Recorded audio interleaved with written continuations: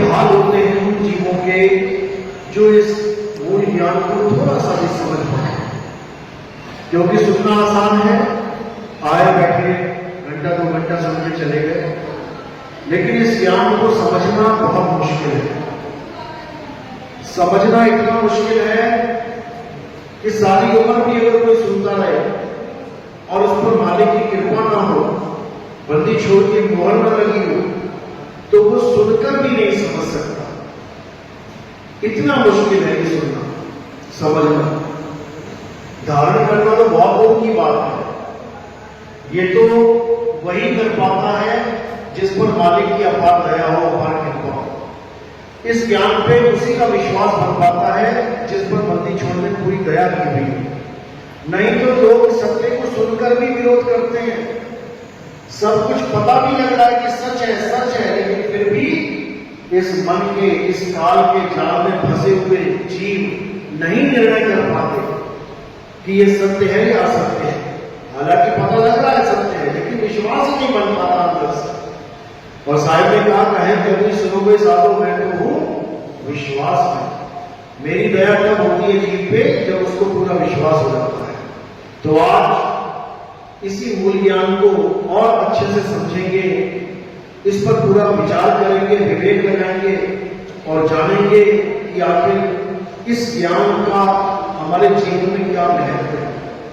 क्योंकि आप देख रहे हैं दुनिया भर के पंथ, दुनिया भर के सत्संग, दुनिया भर के धर्म चल रहे हैं, दुनिया भर के मंदिर मस्जिद गुरुद्वारे बने हुए हैं। किसके लिए?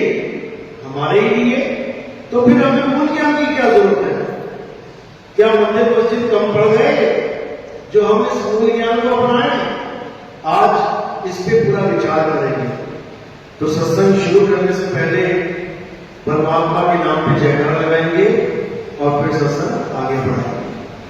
बोलिए परमपिता परमात्मा की, सतगुरु बंदी छोड़ कबीर साहेब की, सतगुरु मरणपति साहेब की, सतगुरु राहपति साहेब की, सतगुरु राम सेवक साहेब की, सतगुरु गरापति साहेब की, कलीनापुर धाम की, सभी संतों की, सभी भक्तों की, आज के आनंद की, सकल हंसमंद की साहेब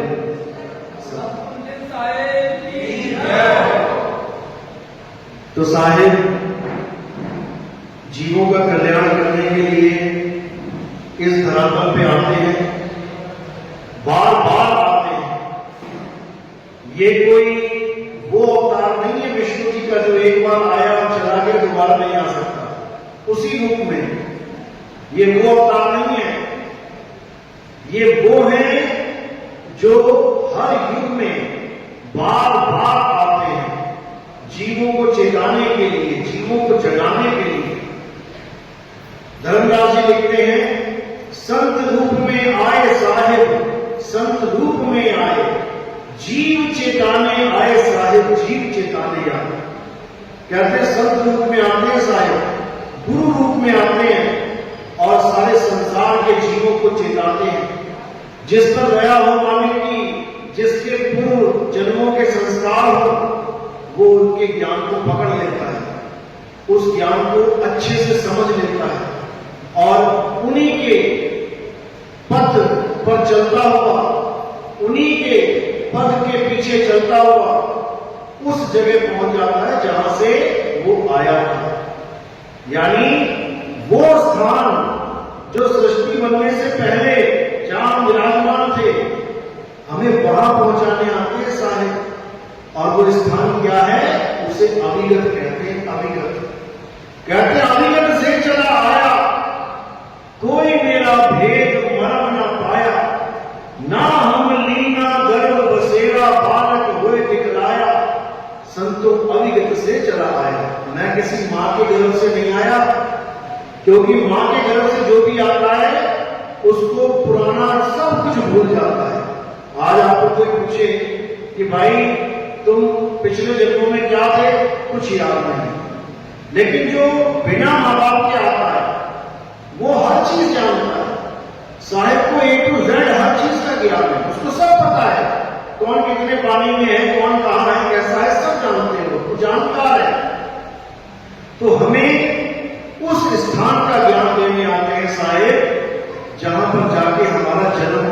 सदा सदा के लिए खत्म हो जाता है, क्योंकि शरीर तो छोड़ना ही है।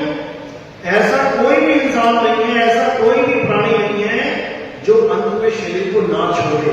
मरना तो सबने है, लेकिन साहिब के साथ जुड़ के और बिना साहिब के ज्ञान से जुड़े मौत में भी फर्क है।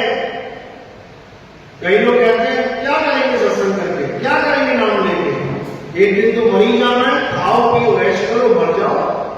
बिल्कुल मरना है, ये काया सदा नहीं रहेगी सबकी, लेकिन मरने मरने में फर्क है। क्या फर्क है? आए हैं तो जाएंगे, राजा रंग फकीर, और एक सिंहासन चढ़ चले, एक बंदे जंजीर। फर्क है, एक तो जाएगा सिंहासन में बैठ के और एक जंजीरों में बंधा हुआ जाएगा। यानी एक तो मुक्ति पद को प्राप्त कर लेगा, दोबारा आना जाना खत्म, और एक बेचारा बार बार 84 लाख योनियों में भ्रमण करता जाएगा। कभी कुतिया का बच्चा बन जाएगा, कभी हथनी का बच्चा बन जाएगा, कभी घोड़े का बच्चा बन जाएगा, कभी सूरी का बच्चा बन जाएगा। हर जगह जन्म जन्म जन्म मरण मरण मरण, इसी में सारे युग बीत जाएंगे उससे। तो भाई मुक्ति से बात ज्यादा बड़ी क्या चीज है? बार बार जन्म मरना बहुत अच्छा है क्या? हालत खराब हो जाती है। लेकिन अज्ञानी जीव नहीं समझ सकता। आज भी किसी को पूछो, हाँ भैया दोबारा दुनिया में आना चाहते हो, तो क्या कहते हैं? हाँ बिल्कुल आना चाहते हैं। और पूछो जाना चाहते हो दुनिया से? नहीं, जाना नहीं चाहते। अरे तो जब तक जाओगे नहीं तो आओगे कैसे? इसीलिए सारे समझा रहे हैं कि इससे पहले कि मौत आए और तुम्हें इस काया से बाहर निकाल दे, तुम पहले ही तैयारी कर लो इस काया को सदा सदा के लिए छोड़ के अपने निज स्वरूप में जाने की। तभी ज्ञान होगा, तभी मुक्ति होगी, तभी परम पद मिलेगा, नहीं तो 84 के धक्के मिलेंगे। तो साहिब इसी को समझाते समझाते, जीवों को चेताते चेताते कई बार आए और कई बार गए। तो जब 600 साल पहले कबीर साहब काशी लहरदारा तालाब में आए, वहां प्रकट हुए कमल के फूल के ऊपर, तब उन्हें नीरू और नीवा नाम के 2 जुलाहे दंपति थे। उन्होंने कबीर साहब को वहां पर पाया। बच्चा अकेला था, उठा के ले गए।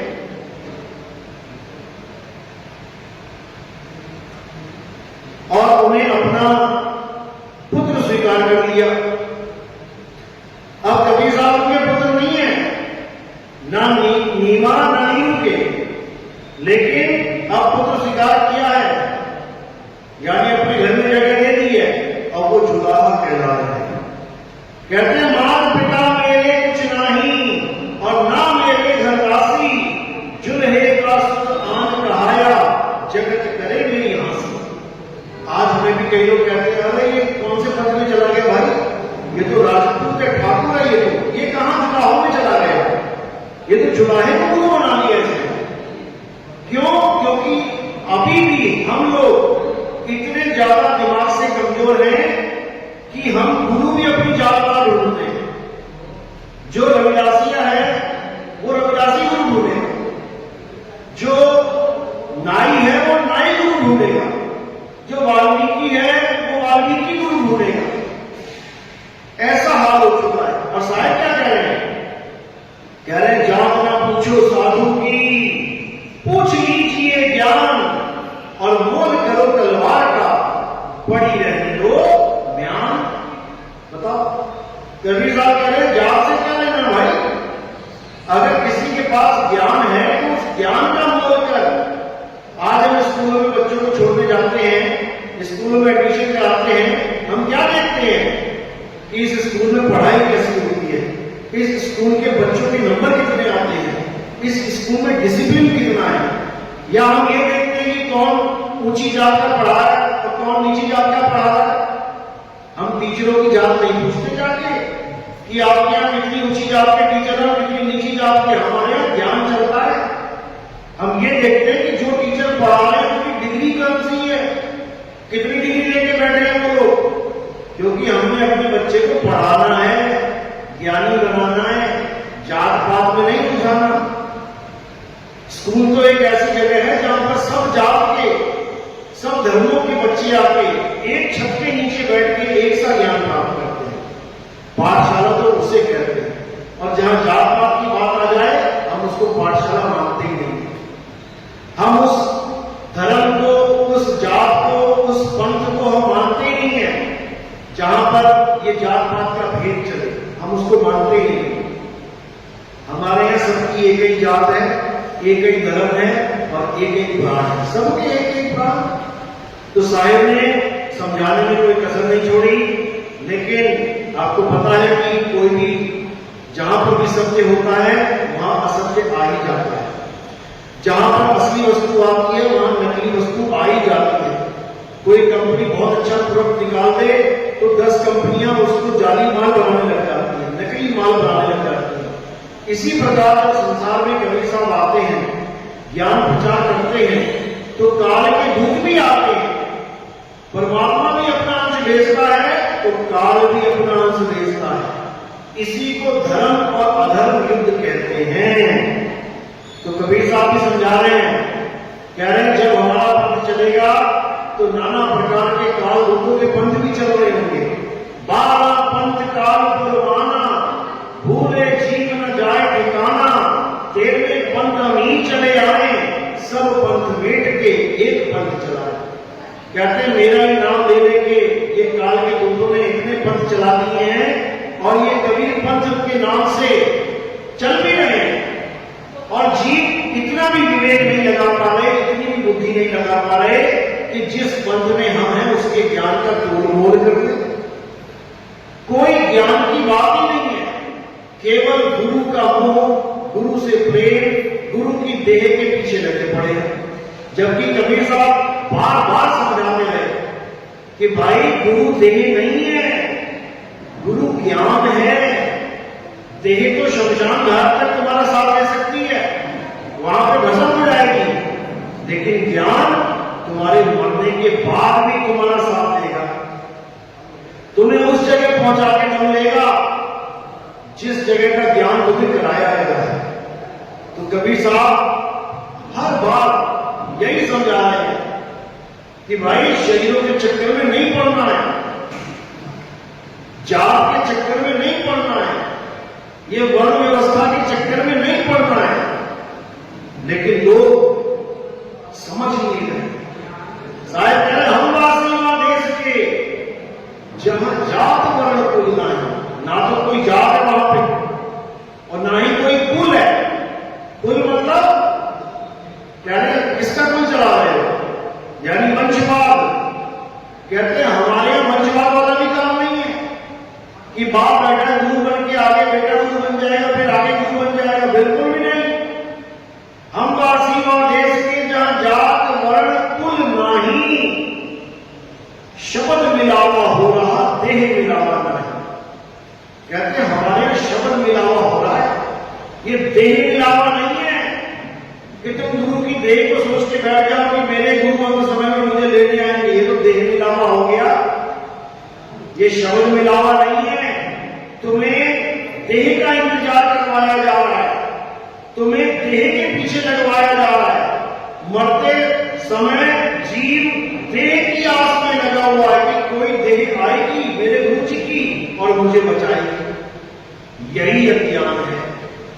तो कह रहे शब्द मिलावा हो रहा, यानी जब सच्चा गुरु तुम्हारे जीवन में आएगा तो तुम्हारी आस देह से तुड़वा देगा। और कहां जुड़वा देगा? शब्द से। अब जब प्राण त्यागोगे, यानी जब शरीर छूटेगा, तो किसकी आस में रहोगे? शब्द गुरु की आस में, और किसी की नहीं। यानी पूरा विश्वास कहां होगा? केवल शब्द गुरु पे होगा। इसी को बोला कहें कबीर सुनो कोई साधु मैं तो हूं विश्वास में।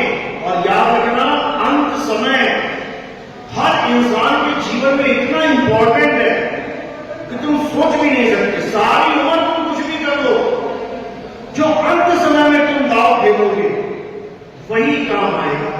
इसलिए बुजुर्गों ने कहा है कि अंत भला सो सब भला, और अंत बुरा सो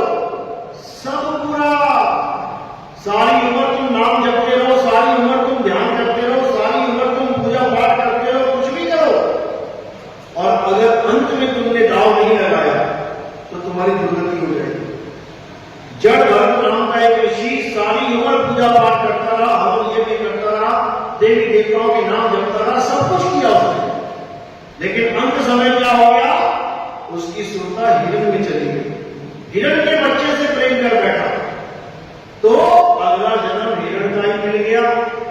कोई नहीं रोक सकता, कोई भी नहीं। तो अंत समय बहुत इंपॉर्टेंट है। इसी अंत समय का इंतजाम करवाने के लिए कबीर साहब इस संसार में आते हैं। कबीर साहब यहां राम राम करवाने नहीं आते कि लोग कहते हैं कबीर साहब तो राम राम जपते थे। पूछो कैसे, तो दो चार दोहे सुना देते। राम नाम की लूट है, लूट सके तो लूट, और अंतकाल पछताएगा जब प्राण जाएंगे छूट। कहते देखो, कह रहे ना कि राम नाम की लूट है, अरे यही तो है राम नाम कबीर साहब का, यही खजाना, इसी को लूटना है। फिर कह देते हैं राम नाम रटते रहो, और जब लग घट में प्राण, कबहू दीन दयाल के भनक पड़ेगी प्राण। कि क्या रटना है, राम नाम रटते रहो। कबीर साहब कह रहे हैं राम नाम रटो, और जितिन दास कह रहा है राम नाम छोड़ो। ऐसे कैसे? बस इसी चीज का भेद है जो नहीं समझ पाता जी। कबीर साहब ने जिस राम की बात करी है वो राम नहीं है जो तुम लेके बैठे हुए हो। तो लोग पूछते अच्छा राम भी दो हो गए, एक हमारा एक तुम्हारा। अरे दो नहीं हो गए, यहां चार चार राम है। एक राम दशरथ का बेटा, एक राम घट घट में बैठा, एक राम का सगल पसारा, और एक राम तीनों से न्यारा। यहां चार राम है, यहां दो नहीं है। तो कौन राम दशरथ का बेटा? काया राम दशरथ का बेटा। कौन राम घटघट में बैठा? ये जीव राम घटघट में बैठा। कौन राम का सगल पसारा? ये निरंजन राम का सगल पसारा। और कौन राम तीनों से न्यारा? वो परमात्म तीनों से न्यारा। यानी ये तन, ये जीव और ये मन, ये तीनों भी राम हैं। इनकी भी पूजा चल रही है दुनिया में। तन की भी पूजा चल रही है, जीव की भी पूजा चल रही है, मन की भी पूजा चल रही है। किसकी पूजा नहीं चल रही? परमात्मा की कोई पूजा नहीं कर पा रहा है। परमात्मा को कोई जान ही नहीं पा रहा, पूजा तो बाद में करेगा। परमात्मा को भी शरीर समझ के पूजा जा रहा है। आज जितने भी लोग परमात्मा परमात्मा कर रहे हैं, सब शरीर के पुजारी लोग पड़े। तो कबीर साहब यही समझाते हैं कि काया को परमात्मा मत जान लेना। परमात्मा काया से, मन से, जीव से परे है, परे है।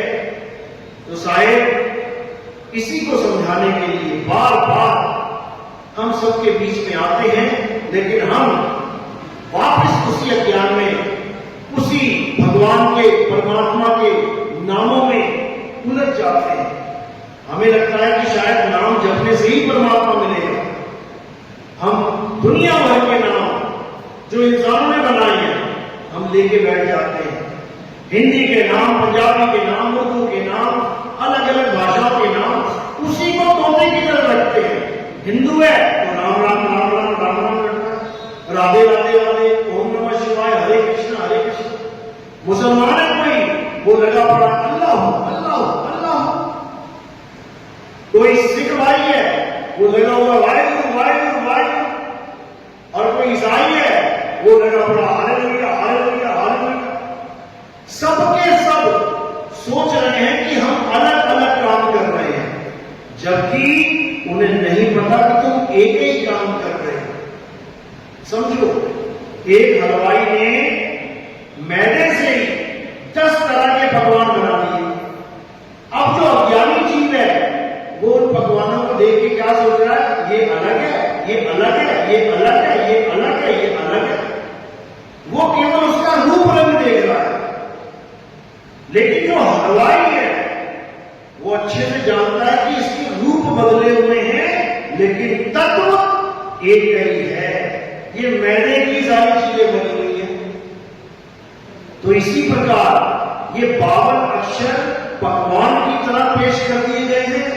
हिंदू है तो रा और मां पकड़ा दिया, मुसलमान है तो अ-ला हा पकड़ा दिया, सिख है तो वाहे गु पकड़ा दिया, और ईसाई है तो गॉड पकड़ा दिया। अब पकड़ाया क्या है?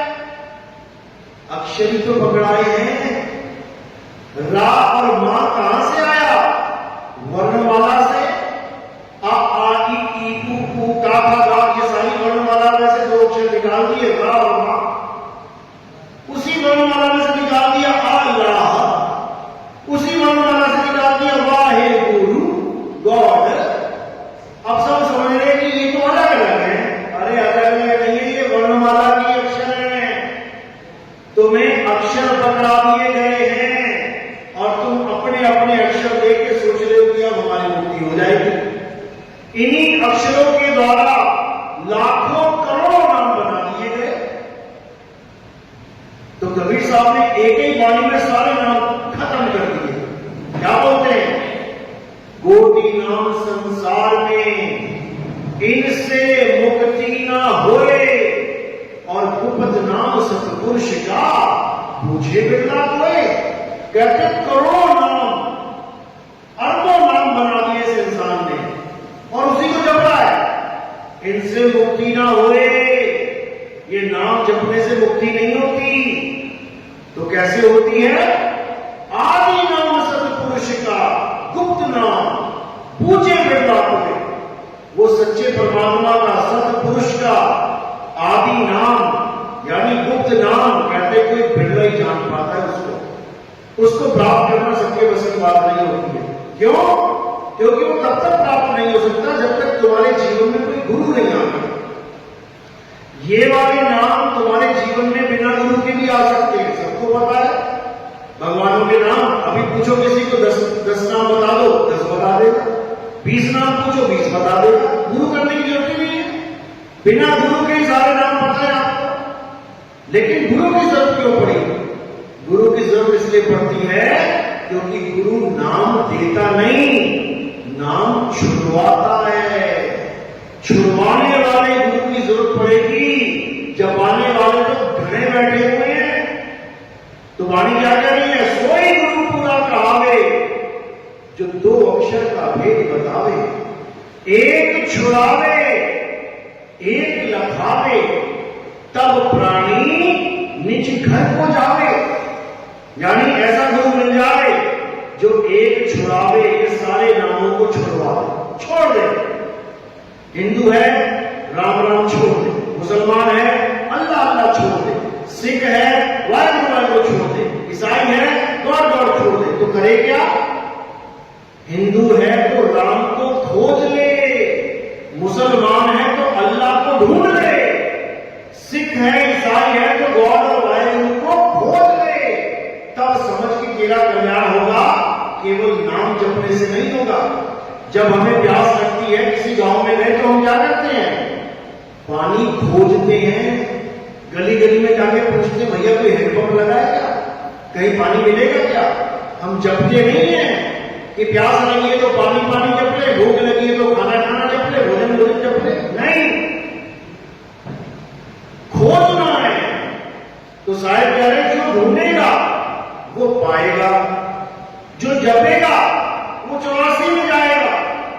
तो कह रहे लोग को कहां ढूंढे रे बंदे, मैं तो तेरे पास में। अरे ना मंदिर में, ना मस्जिद में, ना काबे कैलाश में, ना मेरे जप में। काट दिए में जप, सारे जप काट दिए, कोई नाम नहीं जपना। ना मैं जप में, ना मैं तप में, और ना मैं व्रत उपवास में। कोई व्रत नहीं करना, कोई उपवास नहीं करना, हर चीज से न्यारे हो जाओ। लेकिन कई लोग सोचेंगे ये कैसे? हमें तो हमारे पूर्वजों ने जब भी बोला, तब भी बोला, पूजा पाठ बोला, हवन यज्ञ बोला, सब कुछ बोला। तो हम नितिदास की बात मान के क्या सब कुछ छोड़ दें? फिर तो हम धार्मिक ही नहीं रहे, फिर तो हम आस्तिक ही नहीं रहे, नास्तिक हो जाएंगे। अगर पूजा पाठ छोड़ देंगे तो गीता पढ़ो, गीता में इसका जवाब मिलेगा तुम्हें। अगर नितिन दास मना कर रहा है कि पूजा पाठ छोड़ दो, तो उसका कारण है, कारण क्या है कि अब आगे बढ़ो, अब आगे बढ़ो। जो कर रहे हो अच्छी बात है, बहुत कर दिया, अब आगे बढ़ो।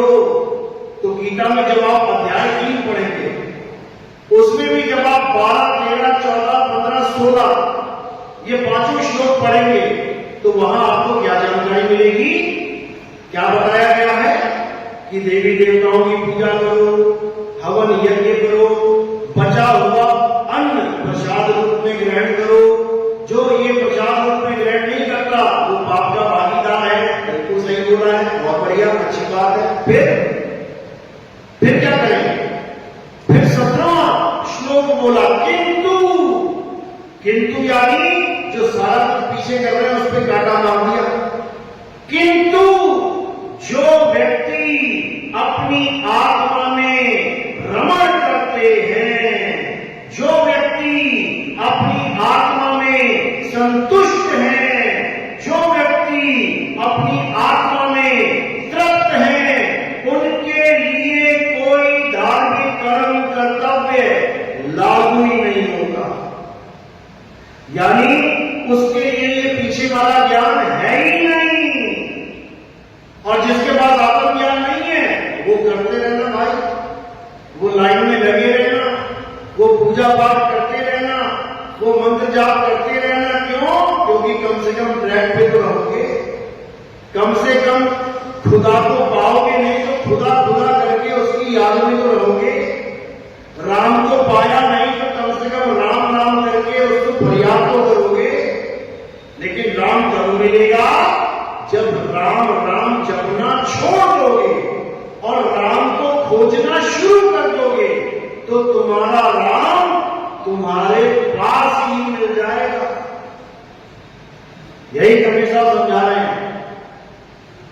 कहते हैं ज्यों तिल माही तेल है और ज्यों चकमक में आग, तेरा साईं तुझ में है और जाग सके तो जाग। यानी कहीं जाने की जरूरत नहीं है तुझे, तेरा साईं तुझ में विराजमान है, लेकिन तुझे अपना बोध ही नहीं है, अपना ज्ञान ही नहीं है, तो कहां ढूंढेगा?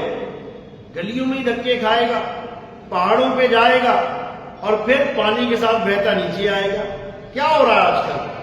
लोग जा रहे हैं पहाड़ों पे देवी देवताओं के दर्शन करने, तीर्थों की यात्रा करने, मंदिर मस्जिद पूजने। उसके बाद जब प्राकृतिक आपदा आ जाती है तो लाशें की लाशें ढेर लग जाता है। फिर दोष तुम दो प्रकृति को। अरे प्रकृति तो अपना काम कर रही है, तुम्हें किसी ने कहा था कि वहां जाओ? अज्ञानतावश जा रहे हैं, जबकि हर ग्रंथ चीख चीख के यही समझा रहा है कि अपने आत्मा में खोज, तेरा परमात्मा तुझे तेरी आत्मा में मिलेगा। अरे कस्तूरी कुंडल बसे और मृग ढूंढे वन माही, ऐसे रमता राम है ये दुनिया जाने नहीं। ऐसे रमता राम है, रमता राम यानी जो रम रहा है, जो तुम में रम रहा है, वो नहीं जो एक इंसान ने बनाया, 5-7 हजार में बेच दिया, तुमने खरीद लिया और उसको ले जाके मंदिर में स्थापित कर दिया और उसको प्राण प्रतिष्ठा कर दिया। वो तो एक सांकेतिक ज्ञान है कि राम जी ऐसे थे, धनुष बाण लेके चलते थे, सीता साथ में भी, लक्ष्मण जी साथ में, तो वैसा ही एक चित्र बना दिया, वैसी एक मूर्ति बना दी। वो राम का संकेत तो दे सकती है, लेकिन तुम कहोगे वही राम है, तो भाई वो राम नहीं है, वो राम नहीं है। तुम मिट्टी के खिलौने बनाते हो, तुमने मिट्टी के फल बना दिए, सेब बना दिया, संतरा बना दिया, मिट्टी का केला बना दिया, मिट्टी का तरबूज बना दिया। ठीक है, संकेत मिल रहा है तुम्हें कि केला है, सेब है, संतरा है, तरबूज है, मिट्टी संकेत दे रही है तुम्हें कि ऐसा होता है फल। लेकिन कोई का ये मिट्टी ही फल है, तो खा के देख लो, खा के देख लो मिट्टी का फल, मीठा लगे तो बता देना, नहीं लगेगा मीठा। क्यों? क्योंकि वो असल नहीं, वो नकल है, नकल है। और भगवान नकल नहीं होता, भगवान असल होता है, भगवान असली होता है, नकली नहीं होता। लेकिन दुख के साथ कहना पड़ रहा है कि लोगों ने नकली भगवान को असली मान लिया। दुनिया कहती है भगवान के सारे सब कुछ चल रहा है। ये असली भगवान की डेफिनेशन है कि भगवान से ही सब कुछ हो रहा है, भगवान से हम लोग चल रहे हैं, फिर रहे हैं। लेकिन आप देखोगे कि भगवान हमारे कारण चल रहा है। मूर्ति जहां एक जगह खड़ी होगी वो चल नहीं सकती, वो हमारे कारण चल रही है। हम यहां से उठा के वहां रख देते हैं, वहां से उठा के वहां रख देते हैं। तो गुणगान तो हम उस भगवान के कर रहे हैं जिसके सारे सब चल रहा है, और मान हम उसको बैठे तो हमारे सारे चल रही है। समझो, किसी बच्चे को धक्का दो तो बच्चा फट से उठ के बैठ जाता है भगवान के सहारे, और तुम मूर्ति को धक्का दो वो कभी उठ के बैठ नहीं पा रही है। सोचो, जो उठ नहीं पा रही है हमने उसको भगवान मान लिया, और जो उठ के बैठ जा रहा है हम उसे भगवान नहीं मान सकते। यानी हमारी बुद्धि में इतनी बड़ी जंग लग गई है, हमने मुर्दे को भगवान मान लिया, यानी मृत को भगवान मान लिया, यानी बेजान को भगवान मान लिया। लेकिन जो जानदार लोग बैठे हैं उनको हम भगवान नहीं मान सकते। हम कहते हैं भगवान सृष्टि बनाता है, भगवान ने हम सबको बनाया है। चलो ठीक है, मंदिर में देख लेते हैं, अगर भगवान ने हम सबको बनाया, 2-4 मंदिर में भी बना के रख ले हमारे जैसे। नहीं बना सकता तो कौन बना रहा है हम जैसे को? अरे माता पिता बना रहे हैं, माता पिता के द्वारा ही ये शरीर तैयार हो रहा है। तो भगवान कौन है? वो पत्थर जिसको इंसान बना रहा है, या वो माता पिता जो हम सबको बना रहे हैं? इसको समझना पड़ेगा। वही चैतन्य शक्ति सब में विराजमान है, उसी की शक्ति से हम सब चल रहे हैं, खा रहे हैं, पी रहे हैं, हंस रहे हैं, बोल रहे हैं। बिना आत्मा के इस दुनिया में कुछ भी चल फिर नहीं सकता, याद रखो।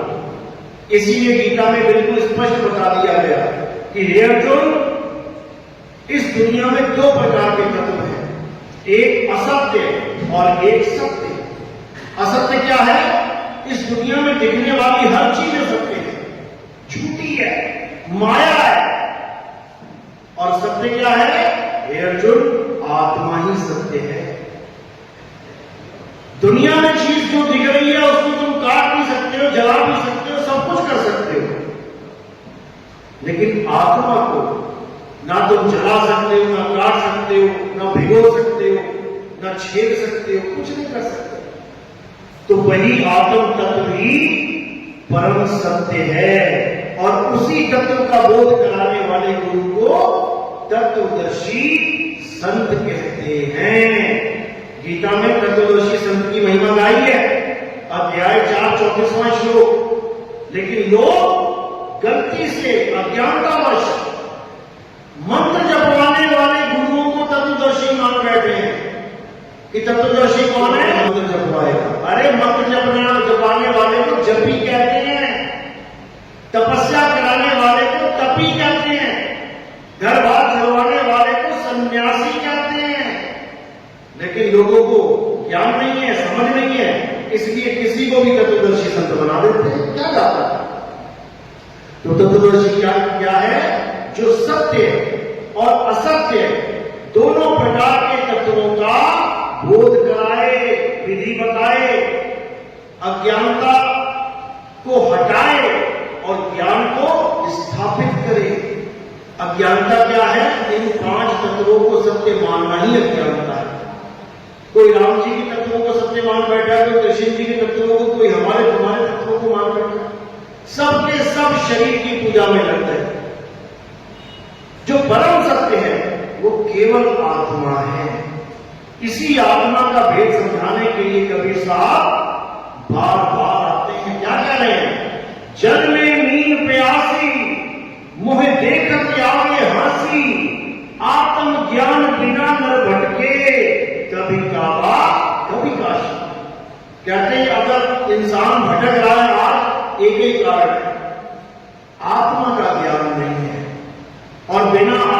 के ज्ञान के कोई ज्ञानी है ही नहीं। तो साहिब यही समझा रहे, जब लग ना छीनोगे आत्म, तब लग ना मिली है परमात्म। आत्म छीने परमात्म छीने, संत कहावे सोए, और यह वेद काया से न्यारा। पूछे बिरला कोई, कहते हैं वो जीव जिसके जीवन में गुरु आ गया, कौन सा गुरु? तत्वदर्शी संत आ गया, वो उसे अज्ञानता यानी कि इन 5 तत्वों को छोड़ के ज्ञान यानी आत्म तत्व का बोध कराएगा। आत्म तत्व का बोध करने के बाद समझ में आ जाएगा कि क्या है, क्या खेल चल रहा है। उसके बाद तुम कभी अज्ञान को प्राप्त नहीं कर पाओगे। अध्याय 4 35वां श्लोक, हे अर्जुन, एक बार अगर सत्य का बोध हो जाए, उसके बाद कभी अज्ञान तुम्हारे जीवन में आ ही नहीं सकता। यानी तुम्हें एक बार समझ में आ जाए कि मैं आत्मा हूं, और उसका बोध हो जाए कि आत्मा तत्व होता क्या है, उसके बाद तुम कभी जीवन में अपने आप को शरीर नहीं मान सकते। जीवन में कोई लाख बार तुम्हें कह दे कि तुम शरीर हो, तुम नहीं मानोगे। तुम आत्म तत्व का बोध करके बैठे हो भाई, तो अपने स्वरूप को जान लो। अपने स्वरूप को जानना ही मुक्ति प्राप्त करना कहलाता है। इन 5 तत्वों को छोड़ देना है। कोई कब्रिस्तान में चला जाएगा, कोई शमशान घाट में चला जाएगा, कोई जला देगा, कोई दफना देगा। ये 5 तत्व चला गया प्रकृति में। अब मैं कहां जाऊंगा, यानी ये जीव कहां जाएगा? ये जहां से आया है वहीं जाएगा। तो कहते हैं कहां से आया और कहां जाएगा, खबर करो अपने तन की। सतगुरु मिले तो भेद बतावे, नाम नहीं जपावे कि नाम जपाने वाले को सतगुरु मान बैठे हो। सतगुरु मिले तो भेद बतावे और खुल जाए अंतर खिड़की। वो ज्ञान चक्षु, वो अंतर खिड़की खुल जाएगी, और जब वो खुलेगी तो क्या होगा? तो सामने ही परमात्मा स्वरूप विराजमान है। ये जीव उसी में जाके समा जाएगा। सूरत समाए शब्द में, और बातों काल न खाए। जाप मरे अजपा मरे, अनहद भी मर जाए। तो जाप, अजपा और अनहद, इन तीनों से बिल्कुल किनारा कर लेना है। कोई मंत्र जपने की जरूरत नहीं। श्वासों में कोई ओम सोहम या सोहम सोहम या सत सोहम या कुछ भी नाम जपो, कुछ जपने की जरूरत नहीं। कानों में उंगलियां डाल के अनहद नाद को सुनने की जरूरत नहीं कि 5 तत्वों की 5 धुनें सुनने जा रहे हो, ये भी करने की जरूरत नहीं। क्या जरूरत है? केवल अपने सत्य स्वरूप को 24 घंटे याद करने की जरूरत है। 24 घंटे याद करो। कहते द्वार धनी के पड़े रहो और धक्का धनी का खाओ। कब हूं धनी निवासी है, जो दर छाड़ न जाओ।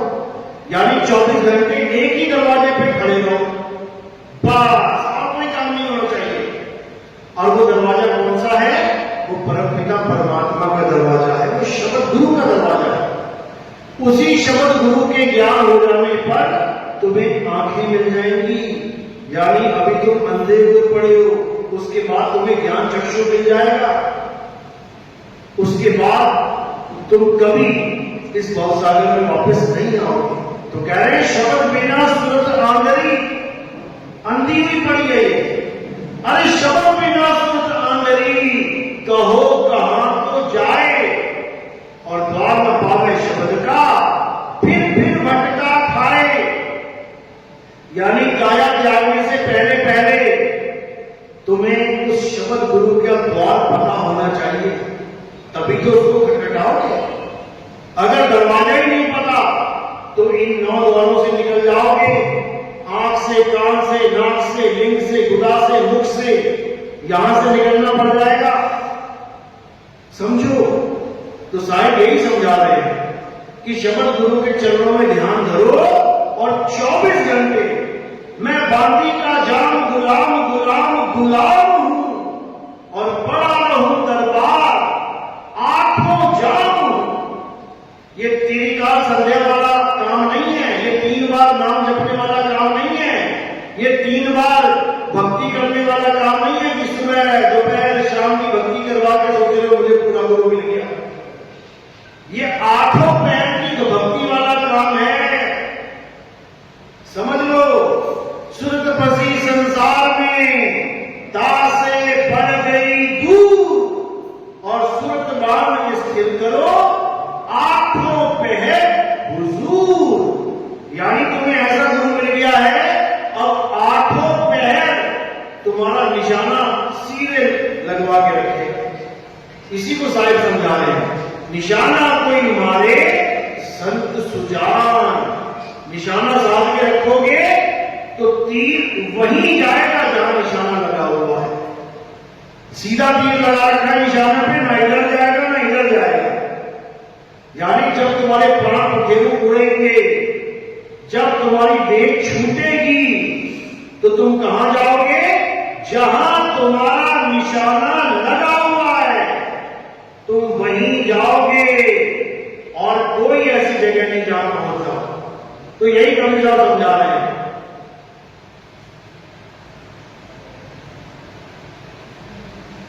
जैसे स्वान कांच मंदिर में भरम ते भूख मरे हो और कहे कबीर नलनी के सुगना तो हे कौन पकड़े हो। यानी अगर हमारी सूरत सीधे मालिक के चरणों में लगी हुई है तो कोई माए का लाभ नहीं है जो इसको हिला दे। तुम्हारा बैग गियर नहीं लग सकता। कब तक नहीं लग सकता? जब तक तुम खुद ना चाहो। अगर तुमने संसार से प्रेम कर दिया तो तुम्हें वापस आने से भी कोई नहीं रोक सकता। याद रखना, जहां आशा तहां वासा। अब तुम्हें वापस कौन कौन ला सकता है इसको भी समझ लो। इस संसार में कौन तुम्हें वापस ला सकता है? कौन है सबसे बड़ा दुश्मन? दुश्मन ही हुआ तो तुम्हें वापस ले आए। तो सबसे बड़ा दुश्मन कौन है? तुम्हारा परिवार। यही है सबसे बड़ा दुश्मन। ये तुम्हें वापस घसीटेगा। मरते हुए लोग क्या कहते हैं? अरे मेरी बेटे की शक्ल दिखा दो, अरे मेरी बिटिया को बुला दो, अरे मैं पापा के पास जाना चाहता हूं, अरे मेरी मां के दर्शन करा दो। शरीर छोड़ के जा रहा है, परमात्मा को नहीं जा रहा है। किसको जा रहा है? इस नाशवान काया को जा रहा है। मेरी मां, मेरी बेटी, मेरा चाचा, मेरा मामा, मेरा जिसके साथ इसकी प्रीत लगी हुई है, जिसके साथ इसका प्रेम मोह बंधा हुआ है, उसी को याद कर रहा है। तो वाणी समझानी है, अंत काले जो लड़का सिमर है। अगर लड़के को याद किया अगर तुमने अंत समय में तो क्या होगा?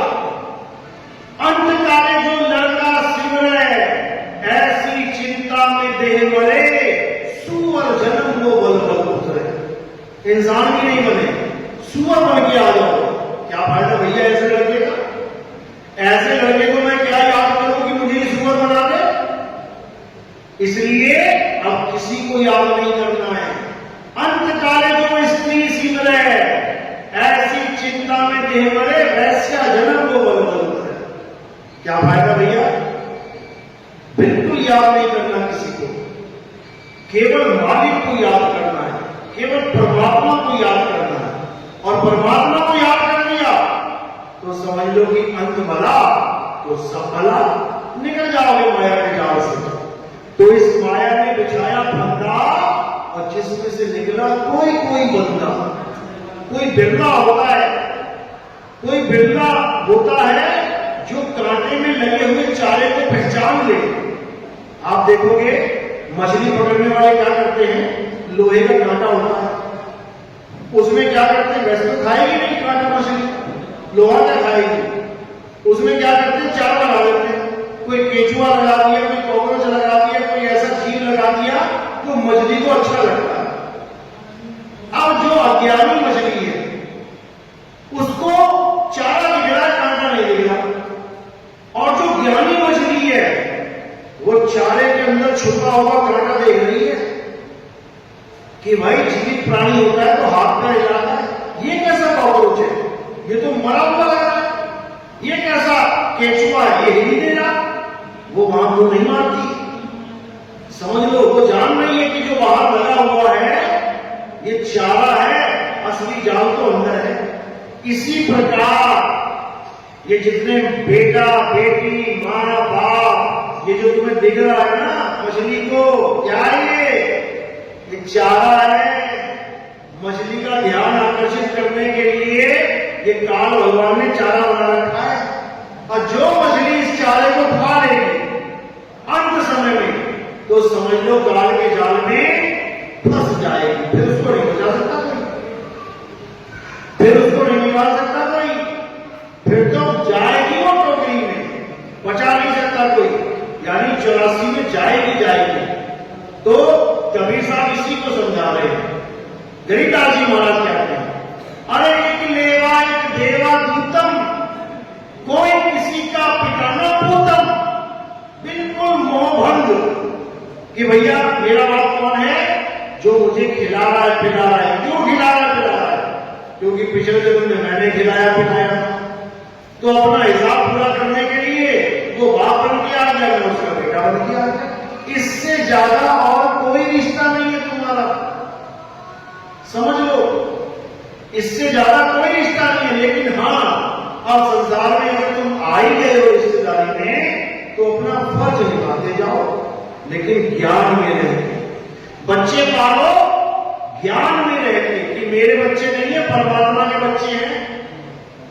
किसी के घर मरा, मेरे घर पैदा हो गया, मेरे घर मरेगा, किसी और के घर में पैदा हो जाएगा। ये मर रहा है, पैदा हो रहा है, मर रहा है, लाखों करोड़ों घर घूम लिया। अब बताओ किसका बच्चा है? किसी का बच्चा नहीं है, ये मालिक का जीव है। अपने कर्मों का भुगतान करने के लिए तुम्हारे घर में आया है, कर्मों का भुगतान पूरा करके निकल लेगा किसी और के घर में। इसी को समझना है।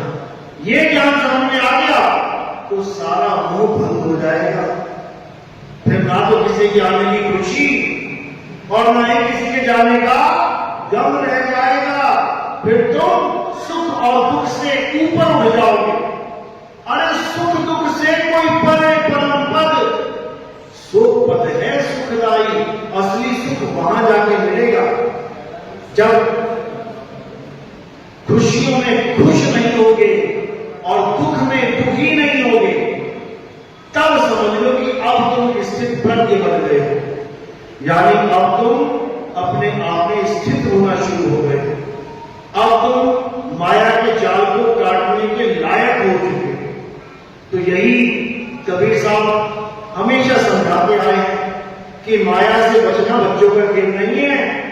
इस माया से तभी बच पाओगे जब इसको अच्छे से समझ जाओगे। तुम गाड़ी ले आओ, गाड़ी भी माया ही है। 50 करोड़ की गाड़ी ले आओ, लेकिन तुम्हें चलानी नहीं आती। अब चला के देखो तुम क्या होगा। वो 50 करोड़ की गाड़ी तुम्हारे मौत का कारण बन जाएगी। लेकिन अगर तुमने उसको चलाना सीख लिया, गियर कैसे डालना है, ब्रेक कैसे लगाना है, क्लच कैसे, सब कुछ सीख लिया, अब वो तुम्हें आनंद देने लग जाएगी। यानी माया को कैसे भोगना है, माया को अच्छे से समझ के भोगना है। क्योंकि बिना माया को भोगे तो कोई रह ही नहीं सकता इस संसार में। ये काया भी एक माया है। इसके भोग क्या है? कपड़ा लत्ता, खाना पीना, शैम्पू साबुन, इसके भी भोग है। तो माया के साथ तो रहना है, लेकिन माया से निर्लेप होके रहना है। कमल की तरह रहना कीचड़ नहीं है, लेकिन कीचड़ से अलग होके रहना। कीचड़ छू ना पाए तुम्हें।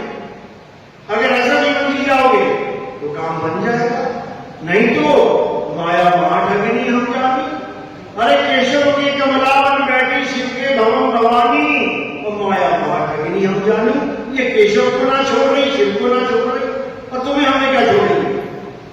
लेकिन तब छोड़ेगी जब हम अपने स्वरूप को जानेंगे। यही कृष्ण जी कह रहे हैं, अर्जुन मेरी माया बहुत दुस्तर है, बहुत विशाल है, हर जीव मेरी माया के अधीन है। लेकिन जो आत्मा को जान लेते हैं, आत्म तत्व को पहचान लेते हैं, आत्म बोध में आ जाते हैं, वो मेरी माया को सहज ही पार कर लेते हैं। फिर माया उसका कुछ नहीं बिगाड़ सकती, फिर माया सेवा करेगी आगे। देखो विष्णु जी की टांगे दबा रही है, ऐसे सेवा करेगी आगे, लेकिन तुम्हें फंसा नहीं सकती। क्यों? क्योंकि तुमने उस मक्खी की तरह जो खाना सीख लिया है जो किनारे बैठ के गुड़ खाती है। और दुनिया में बाकी मक्खियां क्या कर रही हैं? वो गुड़ के ऊपर बैठ के गुड़ खा रही हैं। गुड़ के ऊपर बैठ के गुड़ खाओगे तो पक्का फंस जाओगे, इसलिए किनारे बैठ के गुड़ भी खाओ और निकल भी जाओ। तो ये सब तब समझ में आता है जब भेदी गुरु तुम्हारे जीवन में आता है। इसीलिए कबीर साहब ने भेदी गुरु की महानता गाई है, आम गुरु की महानता नहीं गाई। आम गुरु की तो प्रशंसा करी है केवल, महानता किसकी है? भेदी गुरु की। प्रशंसा सबकी है, तारीफ सबकी करी है, लेकिन महान किसको बताया? केवल भेदी गुरु को। तो क्या करें? गुरु मेरे सभी बड़े, अपनी अपनी भाव। सबकी प्रशंसा कर दी। कोई पहली क्लास का गुरु है, अच्छी बात है, पहली क्लास का ज्ञान दे दे। कोई 5वीं क्लास का गुरु है, बहुत अच्छी बात है, 5वीं तक का ज्ञान दे दे। कोई 8वीं का, 10वीं का, 12वीं का है, चलो भैया तू दे दे अपना अपना ज्ञान। प्रशंसा सबकी है, क्योंकि गुरु कुछ ना कुछ देता ही है। लेकिन महानता वो किसकी है? शब्द विवेकी पारखी सो माथे का मौत, यानी शब्द विवेकी पारखी, जो शब्द का विवेक के द्वारा परख करना सिखा दे, कहते हैं वो है सिर का मौत। जैसे ये पगड़ी बंधी हुई है सिर के ऊपर, ऐसे ही वो गुरु सिर पे रखने योग्य है, और बाकी को बंदगी कर देता। नमस्कार करो, चलता करो, खुश सबको रखना है, लेकिन सिर पे नहीं बैठाना है। सिर पे कौन बैठेगा? शब्द विवेकी पारखी सो माथे का मौत। यही कबीर साहब ने समझाया। लेकिन आज जिस भी गुरु को देखो यही पानी लेके बैठा हुआ है कि गुरु बड़े गोविंद से मन में देख विचार। अरे तेरी थोड़ी बोला कि पत्थर पिलवाने वाले को बोल दिया, कि मंत्र जपवाने वाले को बोल दिया। मंत्र जपवाने वाले को चेतावनियां दी है, तंत्र मंत्र सब झूठ है, इनमें न भरने कोई, और सारे शब्द जाने बिना तारा हंसना होए। मंत्र जपवाने वाले को तो चेतावनी दी है, छोड़ दे, जपना और जपवाना महान नहीं बताया उसको। लेकिन लोग समझ नहीं पाते, इसलिए एक एक तराजू में सबको तोड़ देते हैं। अरे गुरु गुरु में भेद है, गुरु गुरु में भाव, सोई गुरु नित बंदिए, जो शब्द बतावे दाव, जो तुम्हें शब्द का दाव बता दे वो है गुरु। बाकी सब गुरुआ है, गुरुआ। अरे गुरुआ तो घर घर फिरे, कौड़ी के 50, अपने रूप की खबर नहीं, शिष्य करण की आस। गुरुआ शिष्य को बनाना चाहता है, लेकिन उसे अपना स्वरूप ज्ञान नहीं है, वो मंत्र बता देता है। अरे घर घर मंत्र देत फिरत है, माया के अभिमाना, गुरुआ सहित शिष्य सब पूरे, अंतकाल पछताना साधो देखो, ये जग बौलाना, ये जग पागल हुआ पड़ा है। मंत्र जपने वाले गुरुओं को सदगुरु बता के बैठा हुआ है, जगत गुरु बना दिया इन लोगों ने। जबकि मंत्र जपने वाले गुरु को कबीर साहब अज्ञानी कहते हैं, अज्ञानी। लोगों को समझ में नहीं आता। लेकिन अब ऐसी लहर चलेगी, 52 अक्षरों का खेल ऐसा खत्म किया जाएगा, इन जप तप व्रत को ऐसा खत्म किया जाएगा, और आत्मा का ऐसा उजागर किया जाएगा कि बच्चा बच्चा आत्मज्ञानी बने। उसको समझ में आ जाएगा कि इंसान होने का असली लक्ष्य है क्या। अभी जीवन जी रहे हैं बिना लक्ष्य के। कोई कह रहा है मैं बहुत बड़ा आदमी बनना चाहता हूं, मेरे जीवन का यही लक्ष्य है। कोई कह रहा है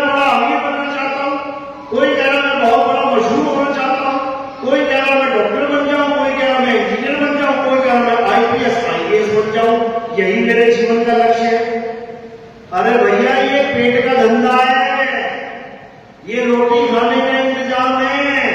IAS, IPS, मंत्री संतरी, ये सब पेट का इंतजाम है। खाना खाने के लिए नौकरियां बनी है। ये खाना खाने के लिए नौकरियां बनी है, पैसा कमाने के लिए नौकरी बनी है। तुम्हारे जीवन का लक्ष्य नहीं है ये। तुम्हारे जीवन का लक्ष्य क्या है? जन्म मरण के बंधन को तोड़ के सदा सदा के लिए परमात्मा में लीन हो जाना, ये तुम्हारे जीवन का लक्ष्य है। इस लक्ष्य को मत भूल जाना। बाकी सब जरूरत है। लक्ष्य केवल मुक्ति है। कपड़े जरूरत है, खाना जरूरत है, पहनना जरूरत है, रहना जरूरत है, चलना जरूरत है। ये सब जरूरत है। जरूरतों को पूरा करो, लेकिन लक्ष्य को भूल के नहीं। अगर लक्ष्य को भूल गए तो इंसान जन्म में आना बेकार हो जाएगा। ये मनुष्य जन्म बेकार हो जाएगा। उसके बाद 184 भुगतना पड़ेगा। फिर कोई ना पूछेगा तुम्हें रोटी कपड़ा और मकान। फिर पेड़ों में घोंसले बनाते फिरोगे, गुफाओं में छुपते फिरोगे, जमीन में छेद करके घूमते फिरोगे, उसमें कोई ना पूछेगा। तो इसलिए अपने लक्ष्य को जानो। हमारा एक ही लक्ष्य है, जन्म मरण से मुक्ति प्राप्त करना, बस। और कैसे मिलेगी?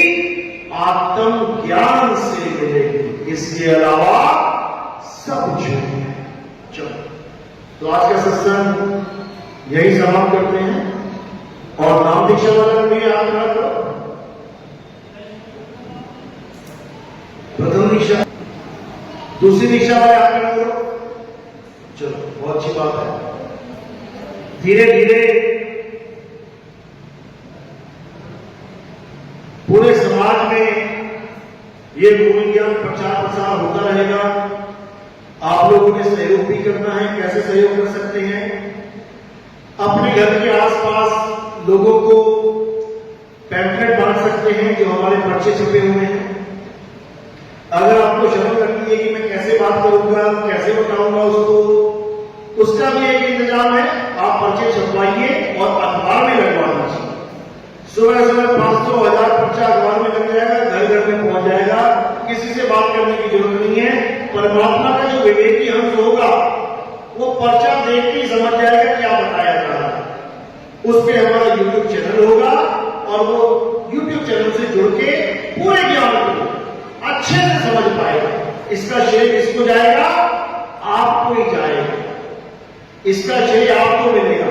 एक जीव भी अगर आपकी मेहनत से वो चीज समझ गया इस ज्ञान को, तो कबीर साहब समझाते हैं 1 करोड़ गाय को कटने से बचाने का पुण्य प्राप्त हो जाता है। इसका मतलब ये नहीं कि तुम पुण्य के लिए काम कर रहे हो, तुम तो अकर्ता बन के कर रहे हो।